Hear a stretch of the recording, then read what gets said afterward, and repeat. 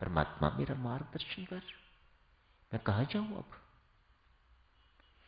यहां आके भी तेरे चरणों में बैठ के भी यदि शांति नहीं मिली तो फिर कहां मिलेगी?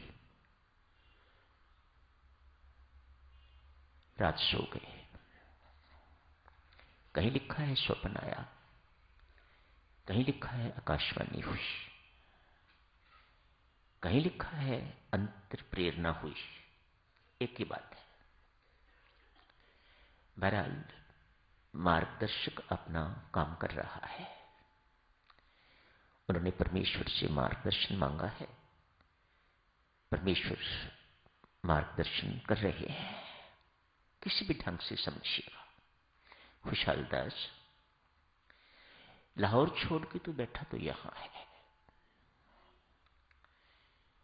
लेकिन तेरा मन तो वहां है, उसके पास जिसके साथ तू लड़ाई झगड़ा करके आया है। उसके दिल में तेरे लिए द्वेष वैर होता तो शायद तुझे कुछ ना होता, लेकिन यहां तो तेरे अंदर द्वेष की, वैर की अग्नि जल रही है, ईर्ष्या की अग्नि जल रही है। अशांति कैसे हो सकती है? क्या तुम्हें उसके हृदय में मैं दिखाई नहीं देता? क्या मैं उसके हृदय में नहीं हूं जिसके साथ वैर कर रहे हो, द्वेष कर रहे हो, जिसका अनिष्ट सोच रहे हो? क्या उसके हृदय में मैं विराजमान नहीं हूं? क्या तुम्हें मैं दिखाई नहीं देता? तो फिर उसमें दिखाई नहीं देता तो फिर मैं तुम्हें कहीं भी दिखाई नहीं दूंगा। जा, जाके उससे क्षमा मांग, उसके चरणों पर अपने मस्तक को रख, फिर आके भजन पाठ कर, परम शांति मिलेगी। सुबह उठते ही सीधा लाहौर गया है। जाके उनका द्वार खटखटाया। पगड़ी पहनते थे, अपनी पगड़ी को उतार के उसके चरणों पर रखा, साथ ही साथ मस्तक रखा। उनका नाम लेके कहते हैं, मुझे माफ करो, सारी की सारी गलती मेरी थी,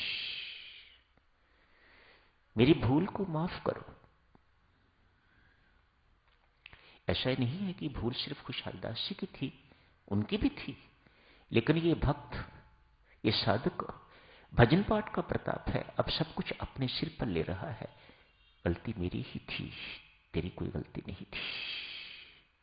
ये भजन पाठ का प्रताप है।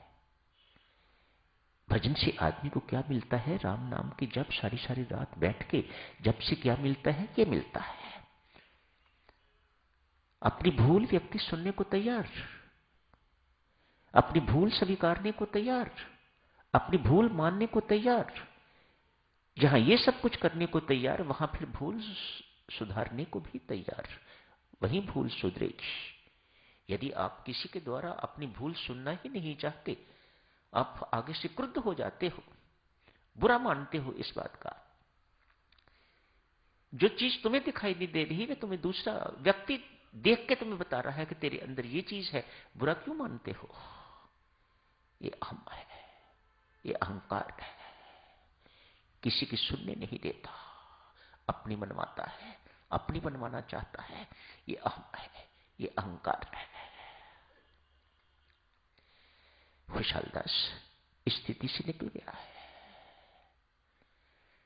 दोनों की आंखों में आंसू है, एक दूसरे का उल्लंघन किया है। पुनः पहुंचे हैं कांगड़ा, जाके भजन पाठ किया। ऐसा भजन पाठ किया, ऐसा भजन पाठ किया कि आर्य समाज के प्रसिद्ध संत बन गए आनंद स्वामी।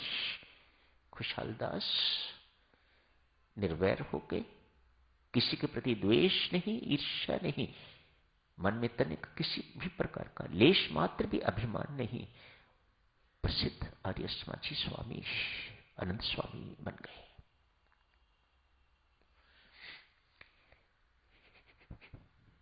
एक छोटा सा मठ था, आश्रम। महाराजा विक्रमादित्य के वक्त की बात है। जब भी विक्रमादित्य राजा वहां से गुजरा करते, हर वक्त वहां से मंत्र उच्चारण की ध्वनि गूंजती रहती। ऐसा नहीं कि सिर्फ शिष्य मंत्रों का उच्चारण करते थे, जो वहां के मठाधीश हैं वे भी किया करते। विक्रमादित्य इनके दर्शन करने के लिए जरूर जाते, लेकिन हमेशा निराश निकलते उस मठ से। अनेक वर्ष व्यतीत हो गए, नो डिफरेंस एट ऑल। ये सब बातें भक्तजनों इसलिए मैं कह रहा हूं कि हमें खोजना चाहिए, कहीं हम भी वहीं कुएं के मेंढक की तरह तो हालत नहीं है हमारी भी।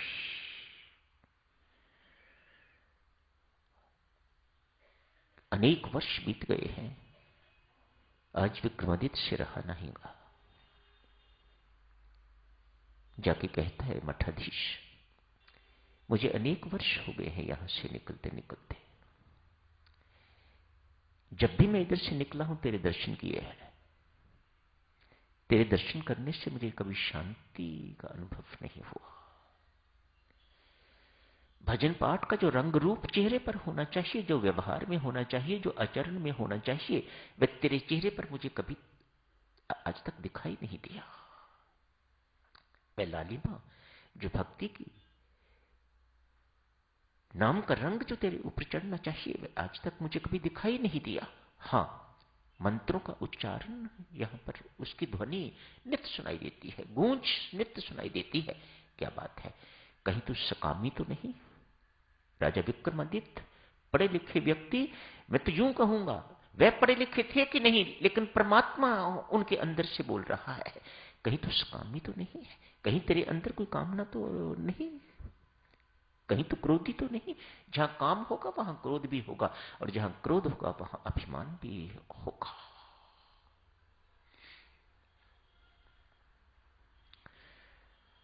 हमें भी साधक जनों इसी प्रकार से बहुत देर हो गई है जाप करते करते, लेकिन चेहरे में जो नूर आना चाहिए, जो आभा आनी चाहिए, व्यवहार में जो सौम्यता आनी चाहिए, वाणी में जो मिठास आनी चाहिए, वह अभी तक नहीं आई। तो साधक जनों, हमें बहुत खोज की आवश्यकता है। खोजना चाहिए अपने आप को, दोष कहां है। मत ढूंढो परमात्मा को, इन बातों को देखो कि इन बातों का जीवन में फर्क पड़ा है कि नहीं पड़ा। मेरे जीवन में अपने में परिवर्तन आया है कि नहीं आया। खुशहाल दास को अंतर्ध्वनि ने कहा था, अरे जहां ईर्ष्या की अग्नि जल रही हो, जहां वैर की अग्नि, द्वेष की अग्नि, क्रोध की अग्नि, इतनी सारी अग्नियां जल रही हो, वहां शीतलता कैसे हो सकती है? तो यही समाप्त करने की इजाजत दीजिएगा। धन्यवाद।